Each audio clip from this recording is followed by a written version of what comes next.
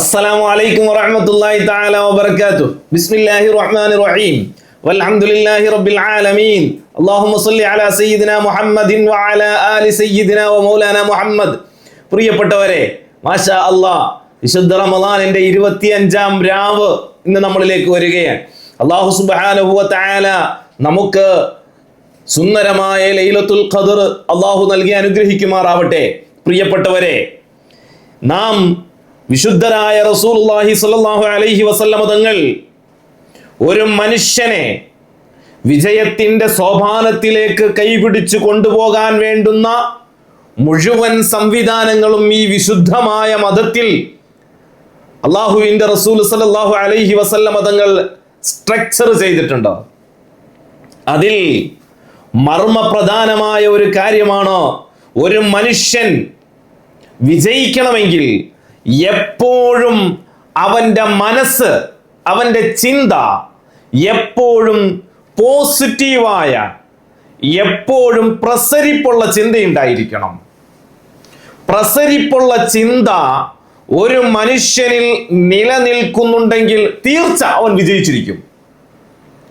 പ്രസരിപ്പുള്ള ചിന്ത ഒരു മനുഷ്യനിൽ നിലനിൽക്കുന്നുണ്ട് എന്നെങ്ങനെ തിരിച്ചറിയാൻ കഴിയും?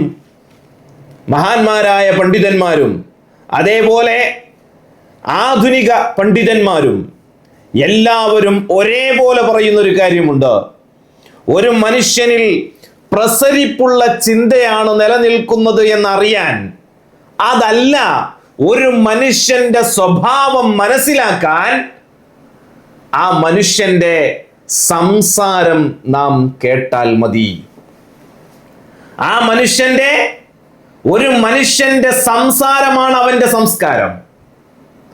ഒരു മനുഷ്യന്റെ സംസാരമാണ് അവന്റെ സംസ്കാരം. മനുഷ്യൻ അവന്റെ വാക്കുകളാൽ മനുഷ്യനെ തടങ്കലിലാക്കിയിരിക്കുന്നു. നമ്മുടെ ചിന്തകളിൽ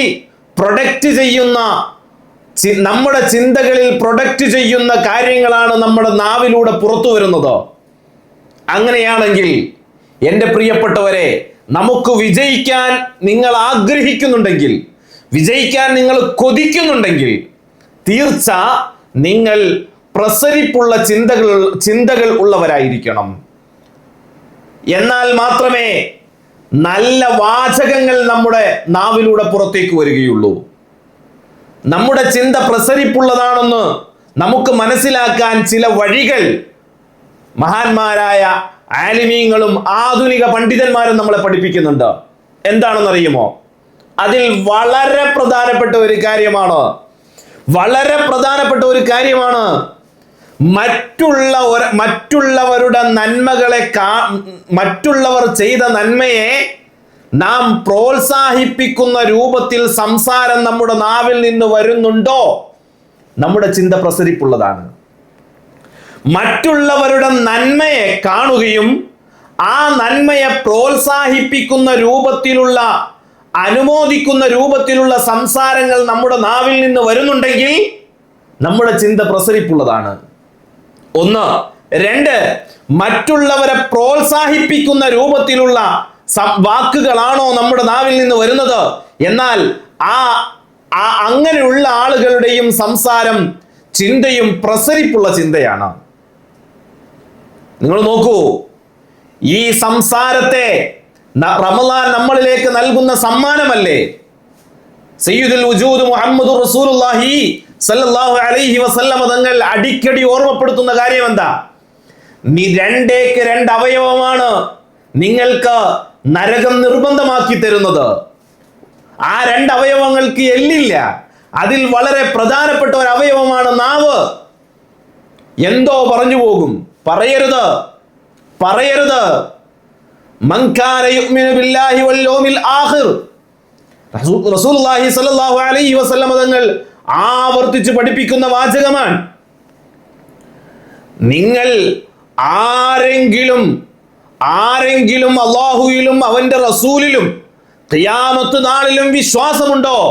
എന്നാൽ നന്മയെ പറയാൻ പാടുള്ളൂ. നന്മ പറയാൻ കഴിയുന്നില്ലേ? സുന്ദരമായി സുക്കൂത്തായിക്കോളൂ, മിണ്ടാതിരുന്നോളൂ. നിങ്ങളുടെ നന്മ അതാണ്. നോക്കൂ, നിങ്ങൾ ഒരു മനുഷ്യനെ ചിട്ടപ്പെടുത്തുന്നത് കണ്ടോ? ഒരു മനുഷ്യനെ വിജയത്തിലേക്ക് ചിട്ടപ്പെടുത്തുന്നത് അവന്റെ ചിന്തകളെ എപ്പോഴും പ്രസരിപ്പിച്ചു നിർത്തണമെങ്കിൽ, സുന്ദരമായ ആശയങ്ങൾ അവന്റെ ചിന്തകളിലേക്ക് വിരിയണമെങ്കിൽ അവന്റെ നാവിൽ നിന്ന് വരുന്നത് എപ്പോഴും നല്ല വാചകങ്ങളായിരിക്കണം, നൈർമല്യമുള്ള വാചകങ്ങളായിരിക്കണം. ആരെയും കുത്തുന്ന, നോവിക്കുന്ന വാചകങ്ങൾ നമ്മുടെ നാവിൽ നിന്ന് വന്നാൽ നമുക്ക് വിജയം ഉണ്ടാവുകയില്ല.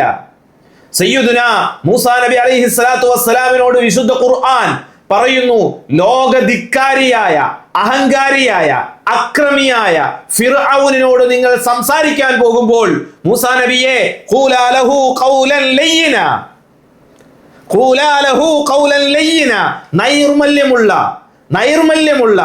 അലുവാ കഷ്ണത്തിന്റെ സംസാരമാണ് സംസാരിക്കേണ്ടത്. അലുവാ സംസാരമേ സംസാരിക്കാവൂ.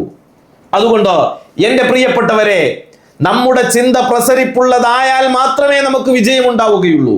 നമ്മുടെ ചിന്ത പ്രസരിപ്പുള്ളതാകണമെങ്കിൽ നമ്മുടെ വാക്കുകൾ പ്രസരിപ്പുള്ള വാക്കുകളാവണം, മറ്റുള്ളവരെ പ്രചോദിപ്പിക്കുന്ന വാക്കുകളാവണം, മറ്റുള്ളവരുടെ നന്മകളെ കാണുകയും ആ നന്മകളെ പ്രോത്സാഹിപ്പിക്കുകയും ചെയ്യണം. അല്ലാഹു സുബ്ഹാനഹു വ തആല ഈ വിശുദ്ധ റമളാൻ നമ്മളെ പക്വപ്പെടുത്തുന്ന, പാകപ്പെടുത്തുന്ന റമളാനാക്കി അല്ലാഹു മാറ്റി തരുമാറാവട്ടെ.